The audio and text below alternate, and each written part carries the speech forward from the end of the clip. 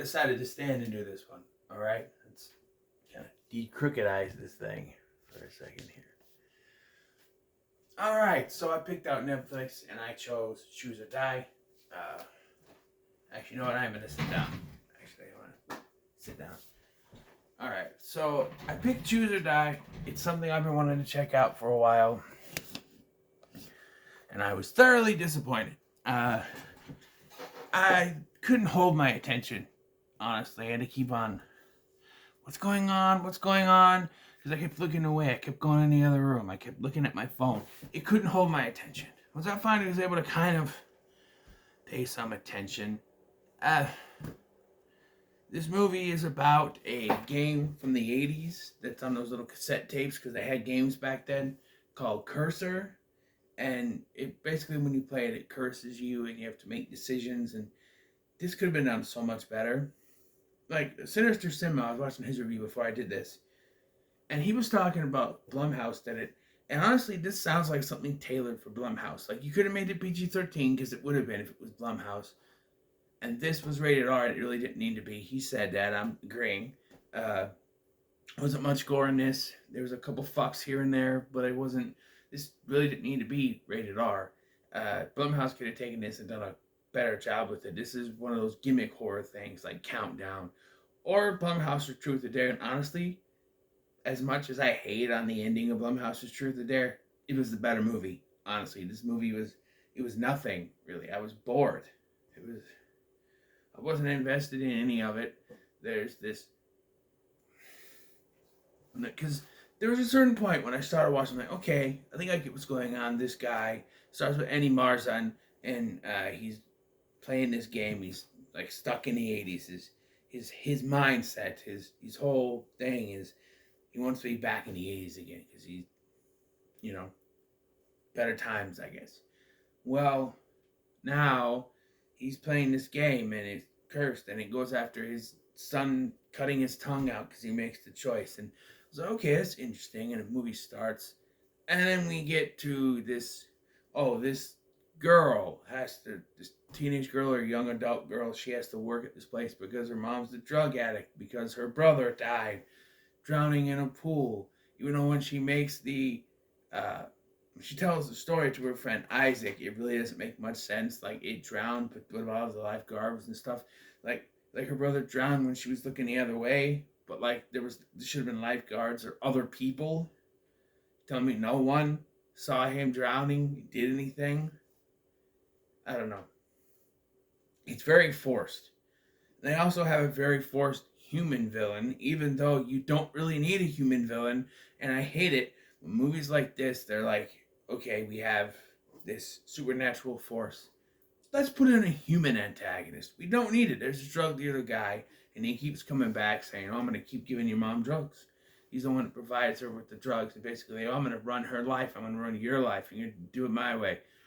He's not really needed. He only serves for her to get the final revenge at the end. And even that's just kind of telegraphed. Like, oh, eventually he's going to get it. And he does. The only thing I thought was cool at first was when she gets to Eddie Marzan's house towards the end, they have a fight. But when she goes to grab the knife, he smashes her in the plate, but he gets hurt. And so it's kind of reversed. If he hits her, if she gets hit, he gets hurt. If he gets hit, she gets hurt. And it works until it just comes off as goofy. Because, like, when they're in the house and stuff, it works to where, like, the son shoots her, and he gets, and the dad, and Eddie Murphy gets hurt, and he goes, no, you shoot me, because he's going after her. He doesn't know. And he's trying to defend his dad for some reason, and then they're just out there hurting each other. Like, he's like hurting themselves, and it looks silly to me. Like he's like going,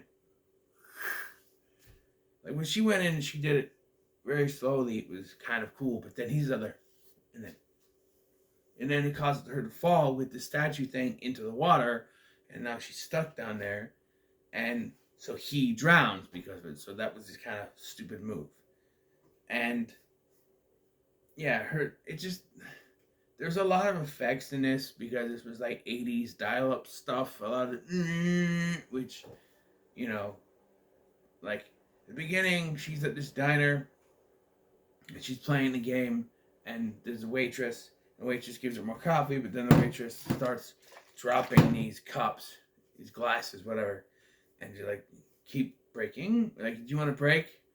Yeah, I'll have a break. But then she just keep, that triggers the waitress to break these glasses. And I'm like, that's not,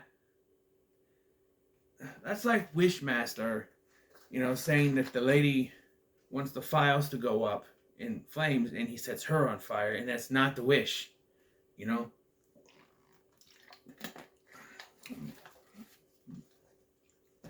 And then, like, wanted to clean up. So, once again, this is not what she says. Oh, yeah, cleaned up. She eats the glass. How is that cleaning up again? And she keeps eating the glass. It's stupid, really. I was just sitting there going, why is she eating the glass if it's supposed to clean up? It makes no sense.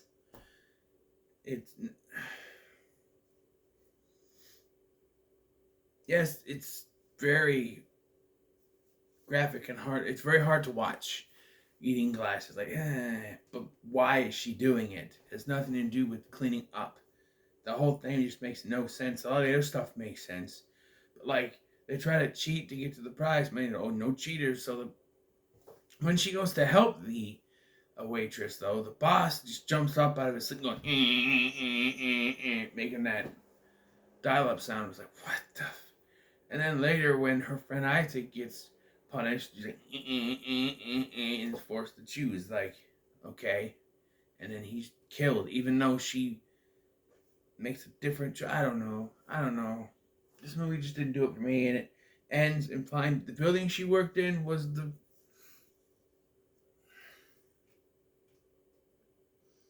the place where it came from. That's fucking convenient.